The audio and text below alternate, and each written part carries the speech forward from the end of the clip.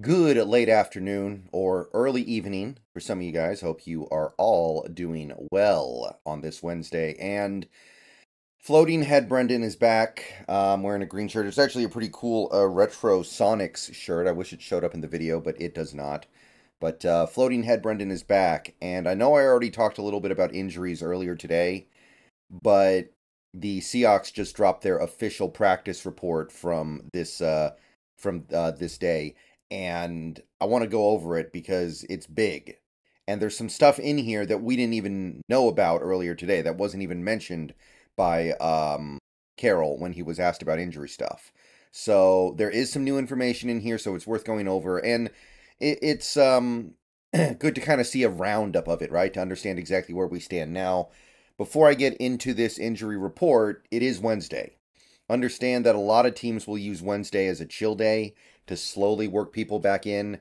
And if there's any slight hint of a problem, they're gonna reel it back. However, this is still a pretty big injury report, especially given the fact that we're in week 3. Like the fact that we already have this many injuries after 2 games it's not where you want to be, admittedly. So I guess that week 5 bye is coming in clutch after all. But let's take a look at all this. So again, this is Wednesday, so we still got plenty of time to get right.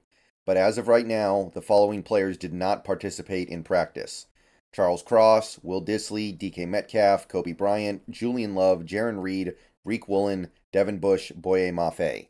So that's a list.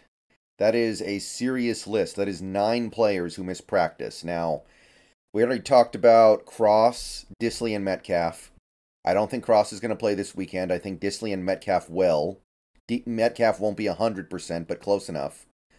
We also talked about Woolen, Bush, and Mafe. I don't think Woolen's going to play. Bush and Mafe probably will.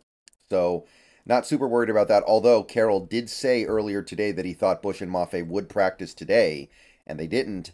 That's not great. So if we don't see them practice tomorrow, it's time to start worrying a little bit. But we already knew about all that. These 3 guys in the middle here, new. Did not hear about this morning from Carroll. So I don't know if something happened today or if they discovered something today, but Coby Bryant, Julian Love, and Jaren Reed did not practice. Toe injury for Coby, hamstring injury for Julian Love, groin injury for Reed. So Coby and Julian are not playing well to start this season. Not really, anyway. Not really impressed with what either of those guys are doing. But I do not harbor any illusions that the backups behind those guys are going to be better. I do not believe that Jaren Reed and his rookie year, as good as Jaren Reed, excited as we are about Jaren Reed, I'm not going to sit here and say that Jaren Reed's going to come in, play his first ever NFL defensive action, and be better be better than Julian Love. I don't think that's realistic. Julian Love is not a bad player. Coby Bryant, I don't think that you could plug in Chris Steele or Tease Tabor or somebody like that and get better stuff than you're getting out of Coby Bryant. I don't think that's very realistic either. But neither guy's playing great, so people aren't really going to sweat that much. But I believe that at the very least, Julian Love is part of a really good Seahawks defense at some point this year. And when I say really good, I mean by their standard, which is decent, right? By the standard they've established over the last year plus. Jaren Reed, on the other hand, he's a veteran. He was drafted in 2016, right? So Jaren Reed, maybe he's just taking a day off because he doesn't need full practice time. Like, he knows how to play football. He knows how to do this stuff. But if this is something non-trivial, that's a big deal. We cannot afford this stuff happening on our defensive line. We're thin as it is. We cannot be dealing with a groin injury to our nose tackle when we already have him out there 70, 75, 80% of the snaps. So this would be bad. This would be alarming. This would be very concerning if this is serious. Tomorrow's going to be very telling. If he misses practice again, I think we have a real problem. But, like I said, taking it easy on a Wednesday for a guy who's been in the league as long as Jaren Reed, okay, I get it. That's everybody on the DNP list. We also have some limited participation players. We've got Evan Brown and Phil Haynes, 2 starters on the offensive line. Now, limited participation in practice on a Wednesday means you're probably good. but it also means that you're at a little bit less than 100%, which, hey, you always want to be, the closer you are to 100%, the better. I know it's not realistic for any football player to ever really be 100% after the season starts, but this is not exactly ideal. I will acknowledge that. But there's a good chance that Evan Brown was playing with whatever this knee injury is in the second half against the Lions. So he's already proven he can play through it. And Phil Haynes, I know everybody's kind of chomping at the bit to get Bradford out there, but I'm not on that wagon yet. Bradford's very young and very inexperienced. I don't think he's going to be better than what we're getting out of Phil Haynes yet. Also had a collection of players who had full participation in practice, which usually means there's no concern, although in our case, that may not be true. But Noah Fant, Jamal Adams, and Derek Hall had full participation in practice today. So Fant and Hall, there's really nothing to be worried about there. They are at somewhat less than 100%, but obviously if they're practicing in full on a Wednesday, it can't be that bad.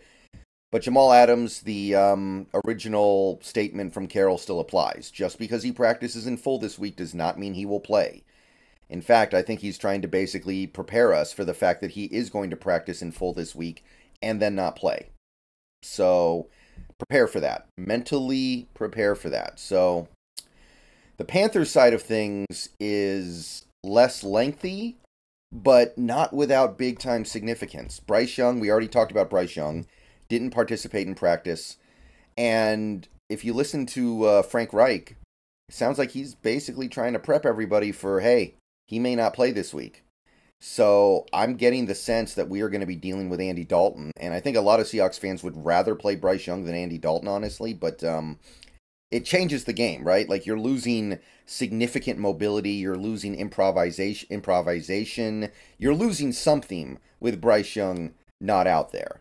You're gaining some stuff with experience and maybe accuracy and decision making, but it's going to be interesting to see how this week goes when it comes to the Carolina QB. If Bryce Young doesn't practice tomorrow, then I think he's probably not going to play. That would be probably a bad idea to force your young rookie quarterback out there when he's so dependent on his mobility and he's playing with a less than good ankle. They also had a collection of players with limited participation. Brian Burns and Justin Houston, 2 edge rushers. I would expect both guys to play, of course, if they're practicing on Wednesday.